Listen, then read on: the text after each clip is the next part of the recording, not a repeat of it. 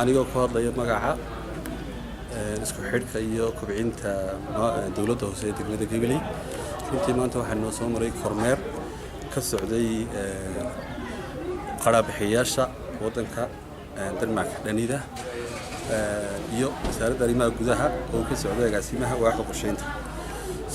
maanta waxay runtii indhahooga ku soo taabteen sida uu nidaamkan mashruucan TPLG-ga uga hirgalay degmada Gabiley iyadoo 4 sano ugu dambeeyay sanadba sanadkii ka sii dambeeyay ay sii hormarisay.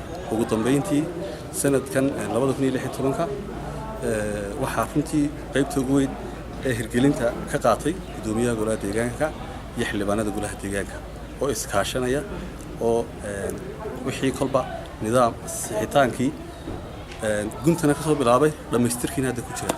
aad bay ugu mahadsan yihiin shaqaalaha dawladda sidoo kale ay ka qayb qaadanayaan. billahi tawfiiq.